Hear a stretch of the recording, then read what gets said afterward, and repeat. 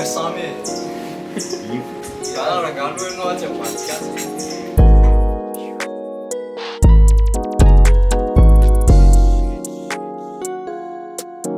Alors bonjour Nantais, merci beaucoup d'avoir accepté cette interview, ça fait super plaisir. Merci à toi de m'avoir invité. Ça fait plaisir aussi de me faire interviewer après des années sans interview. Ouais, franchement c'est cool. Et pour les auditeurs, pour ceux qui ne le connaissent pas, alors Nantais c'est un rappeur malagasy qui a sorti son premier album qui s'appelle Yo. Alors allez streamer sur Spotify, allez-y. Allez streamer les gens, c'est un bon album. Hein. Alors Nantais, on va entrer dans le vif du sujet mon gars. Alors comment tu as commencé ta carrière musicale et quels ont été les défis auxquels tu devais faire face? J'ai commencé ma carrière musicale en 2019. Au début, j'avais qu'un téléphone et un écouteur. C'est comme ça, il n'y avait pas d'ordinateur, pas de... Vraiment départ à zéro, ouais, quoi, pas direct. de microphone et tout. C'est ça. Et j'avais téléchargé, installé l'application FL Mobile. Pour ceux qui ne connaissent pas, c'est FL mais en version mobile. Voilà. Et le premier défi avec mon groupe, c'était d'acheter du bon matos. Pour ça, on a fait le concours de freestyle là en 2020 de Skip Project. Avec Didalos qui vous a remis le Voilà. gros chèque sa mère. Voilà. Avec lui. Vous avez ressenti quoi quand vous avez gagné ce concours? On était contents, hein. On était contents, on s'est dit enfin on va acheter du matos. Ouais, enfin, Ouais. enfin on a gagné. Voilà. On va percer maintenant. Ça restait à voir, mais au moins on a acheté du matos. D'accord. Et voilà, c'est comme ça qu'on a commencé. Et justement pour accomplir ce défi, en fait, quels sont les artistes qui t'ont inspiré pour arriver à ton niveau actuel? J'écoutais beaucoup Section d'Assaut quand j'étais en 5e. Avec 6e, Gims et 5e. tout ça là. Ouais. L'album c'était l'apogée, j'écoutais de ouf l'apogée. Moi aussi, je l'écoutais à C'était l'époque. l'album sorti en 2012 je crois.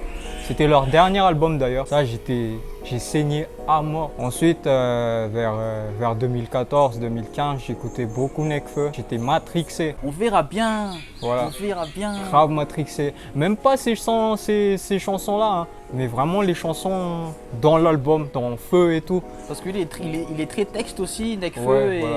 il parle beaucoup de la vie, de ses Voilà. potes, etc. Voilà. Et ouais, je comprends, Voilà. hein, ça nous a presque, je pense, tous touchés aussi. Ouais, ça m'a grave matrixé et c'était après, j'ai commencé à écrire un peu vers 2018-2019. Et c'est toi qui écris tes textes, d'où vient ton Ouais. inspiration en fait? L'inspiration en fait au début c'était juste pour essayer, tu vois. Un kiff personnel même, je sortais rien encore à l'époque. En 2018 surtout, je sortais rien encore. Mais qu'est-ce qui t'a poussé à sortir tes sons après? Coup Ben, de tête ou non. c'est un ami qui t'a dit ouais vas-y sors C'est un ami qui m'a dit sors quand il y avait le Tintos Challenge là. Tu te souviens du Ouais, Tintos je me Challenge? rappelle, Ouais. je me rappelle très bien. Ah, Des j'ai petits sorti. Hein. challenges et tout. Après j'ai sorti, après c'était bien. Et maintenant t'es là. Ouais, maintenant on est Al, on est là. Nantais, toi en tant qu'artiste aujourd'hui, parce que t'es quand même passé de gars ordinaire à rappeur prometteur hein, de la nouvelle génération. Parce Merci. que tu crées vraiment de bons textes, tu crées des bonnes vibes et je trouve que tu es vraiment un rappeur qui raconte vraiment certaines réalités qu'il y a aujourd'hui. Et donc en fait, toi en tant que rappeur, comment tu gères ton image? En fait, ça se divise un peu en deux, la façon dont je l'ai géré avant et maintenant. Avant, quand il n'y avait encore rien, quand tu commences encore, et tu farmes tes abonnés. Genre Tu les tires quoi. tu les tires vers toi. Enfin, tu forces pas non plus. Hein. Ouais. Moi, j'ai jamais sponsorisé en tout cas. Mais Ouais, tu je t'avais jamais sponsorisé. Hein. mais tu les attires vers toi. Mais Bon, c'est quoi la recette secrète? faut être actif au début, quand Ouais, même. mais tu peux faire de la merde et être actif. Hein. Enfin, si tu te projettes loin, en fait, à chaque son que je sors, je me demande si est-ce que ça va toucher quelqu'un. Je sais pas si tu as compris. Oui, je comprends. Je Au comprends ta début, démarche. au En fait, tu essayes de faire en sorte de. Quand D'être- tu crées un son, il faut que la d'être un personne mec se général, que le mec là et la meuf là, ils s'identifient dans ton truc, tu vois. Et je dis au début parce qu'à un moment, c'est chiant aussi d'écrire des trucs pour les gens. Mais au début, t'es obligé. T'es obligé parce que toi, tu tires les gens. Et maintenant, je suis plus trop actif parce que à force d'être trop actif, même actif, à la limite de temps en temps, t'es lassant en fait. Même si les gens, peut-être que les gens ils disent que non, t'es pas lassant et tout. Moi, je me trouve lassant et j'arrête un peu. Quand t'arrêtes un peu, ça crée un aura, un truc, Un phénomène genre, de rareté, quoi. voilà. Et c'est bien aussi quand les gens ils se disent ah, quand est-ce qu'il va sortir un son? Ça fait longtemps qu'il a Parce rien que c'est sorti. sûr, parce que même moi, j'attends, gars. Et On même a il y a déjà les gens signé qui le se premier disent, album. il y a les gens qui se disent ah, il est mort lui. Genre, lui c'est fini, il sort plus. Et tu sais, c'est très intelligent ce genre de stratégie. Hein. Et quand ils en redemandent, ben tu t'es tranquille, tu vois.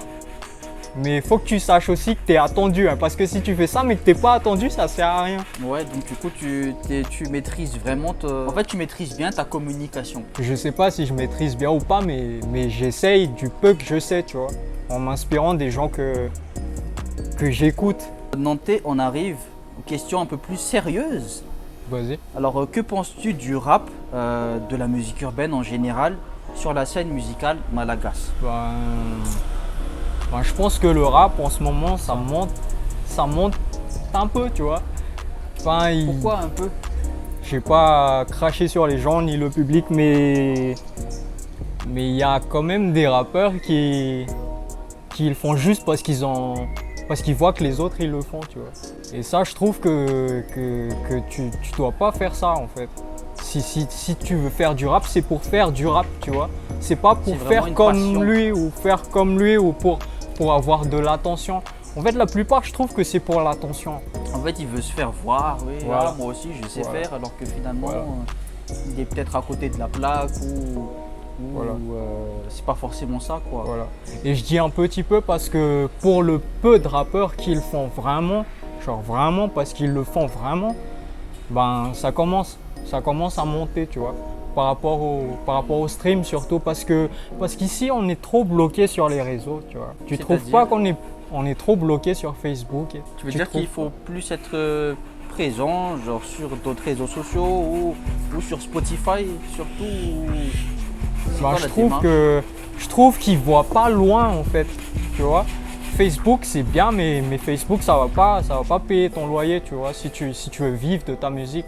Enfin pour certains oui peut-être, mais Et ça va pas durer en plus Facebook à un certain moment. ouais, ça va pas durer, ça va se fermer, hein. Un jour. Carrément, ça va jour. se fermer. Moi, je suis sûr Moi, je que vais ça va fermer se fermer. Facebook. Et après, quand ça va se fermer, tu vas aller où? Donc, moi, je trouve que ça monte un petit peu pour le peu qu'ils font sur Spotify, sur YouTube. Même non, YouTube, c'est bien. Et toi, pourquoi il y a toujours cette question, hein, de pourquoi le rap est toujours qualifié de musique underground à Madagascar, alors qu'à l'étranger, le rap a beaucoup de succès, hein. Ça remplit des zéniths, ça remplit des stades carrément. Qu'est-ce que toi, tu as à dire par rapport à ça? À l'heure d'aujourd'hui, je crois qu'on n'est pas si underground que ça, hein. Je trouve qu'on est monté par rapport à la scène musicale. Je trouve pas trop qu'on est underground parce que, tu vois, enfin moi personnellement, j'entends beaucoup de rap. Même dans les soirées, les DJ et tout. Je pense qu'il y a des gens qui qualifient ça de underground parce qu'on a beaucoup de fierté entre nous, tu vois, on se tue. Il y a la nouvelle génération qui veut faire un truc, il y a l'ancienne qui veut pas que la nouvelle génération fasse un truc autre que l'ancienne a fait, Et tu ça, vois. c'est un problème. Et ça, c'est un problème. Parce que l'ancienne, moi, je vais pas te mentir, je vais mentir à personne. La plupart de l'ancienne génération, elle est underground. À part ceux que tu connais vraiment, qui ont percé de ouf, tu vois. Genre, par exemple, grâce à Don Smokey là. Ouais, lui en tout Ouais. cas, il a vraiment voulu révolutionner le rap, faire évoluer les choses. Lui, c'est un carrément. mec qui veut pas que ça soit underground, tu vois. Et les autres, ils veulent que ça soit underground ou ils n'arrivent pas à se projeter plus loin et ils veulent que ça reste comme ça. Qu'est-ce que tu as à dire aux rappeurs qui changent de veste? Voilà, ces rappeurs qui passent du rap au soukous ou à l'afro. Ben ça dépend en fait pour moi. Ça dépend Parce du... parce que déjà, c'est soit ils changent de veste parce qu'ils veulent être célèbres, ils veulent devenir commercial, donc ils veulent fuir peut-être cette misère du rap peut-être, parce qu'ils trouvent que dans le rap ils gagnent pas et ils se disent que bon vas-y, moi je vais faire du commercial alors qu'ils se sont dit rappeurs, hein. Hop hop hop, ça fait bouger la scène quoi, tu vois. Moi j'aime pas trop le terme changer de veste parce que t'es pas dédié à ça aussi, Ouais, tu c'est vois. vrai, c'est clair. La musique c'est grand. Du coup moi je vais pas dire changer de veste, je vais juste dire qu'il fait d'autres trucs à part. Il y a des mecs qui font du rap et qui peuvent faire du soukous comme tu dis ou de l'afro, mais juste parce que c'est un kiff. Moi par exemple dans mon album j'ai fait de l'afro, hein. Ouais, c'est clair, mais après, Toi, tu as plus mélangé rap et afro, Ouais, tu vois. parce C'est un que, mix. parce que moi, c'est juste un kiff, tu vois. Ou juste pour essayer. Mais après, il y a les mecs, comme tu le dis, qui ont fui, qui ont fui le rap parce que ça payait pas et qui ont fait du commercial. Ces mecs-là, je crois qu'ils étaient pas là pour le rap, en fait. Ils étaient juste là pour vendre ou pour avoir du succès. Tu peux faire de l'afro, tu peux faire du soukous, mais ta thématique, ta façon de faire le truc, c'est propre à toi comme tu l'as fait dans le rap avant. Et tu perds pas ton identité. Là, j'ai aucun problème avec ça, mais si tu le fais pour être célèbre, mec, perdre tout ce que tu as fait avant parce que ça n'a pas marché. Ouais, pour de l'argent, quoi. Hein. Si pour la tu, fame. voilà. Si tu le fais pour ça, pose-toi la question, pourquoi tu l'as fait au début? Est-ce que tu l'as fait parce que tu aimais le rap au début ou est-ce que tu l'as fait juste pour avoir du succès, pour avoir l'argent comme tu le dis? Voilà ce que j'ai à dire. Qu'est-ce que tu as à dire à ces jeunes d'aujourd'hui qui veulent se lancer dans l'univers de la musique, dans le rap? Parce que comme tu es rappeur, préfère plus s'accentuer sur le rap. Ben, si tu veux te lancer dans le rap, mon petit, tu devras, je pense que tu devrais pas demander aux gens d'abord. Parce que moi, je vois beaucoup des gens dans mes messages me demander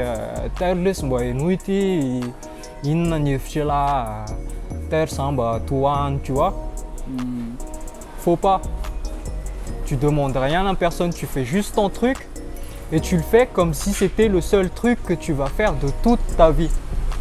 Parce que si tu le fais dans la mentale de le faire, là maintenant, genre si je fais un son, je débute dans le rap et je me dis je vais le faire comme si c'était le seul et le dernier son que je vais faire de toute ma vie. C'est sûr que tu vas faire un truc bien. À chaque son que vous allez faire, dites-vous que vous allez le faire pour la dernière fois. Et si tu vas sortir ton son, ne demande pas à un rappeur qui a déjà percé son avis. Faut pas que tu demandes de validation, surtout personnellement, tu vois. Et c'est pour ça que je réponds pas trop à ces gens-là parce que si tu commences dans le rap, fais-le juste, mais fais-le bien.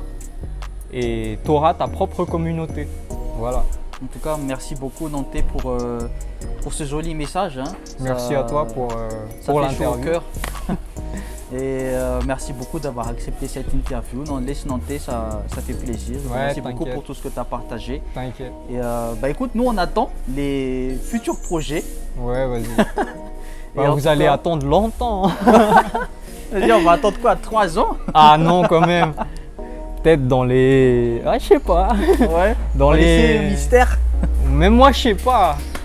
En fait, ça va juste comme ça. Moi, j'ai pas trop de timeline, de deadline et tout. Enfin, j'ai une deadline, mais juste dans ma tête, je sais pas me le fixer vraiment sérieux parce que la vie, elle tourne. Il y a des choses qui changent aussi, des imprévus et tout. C'est clair. Pour te dire que même mon album, je devais le sortir en 2021. Mais voilà, Et ça a mis du temps quoi. ça a pris Ouais. du temps. Du Bah, coup, écoute, merci à toi. Hein. Merci, merci. pour l'invitation. Merci pour l'interview. Ça fait longtemps que je me suis pas lâché comme ça, parler de musique et tout. Du coup, merci. Merci à toi Nanté, c'est super sympa et on attend tes prochains projets et merci beaucoup d'être venu. Voilà, grosse force à toi et grosse force à vous. Merci Lycée.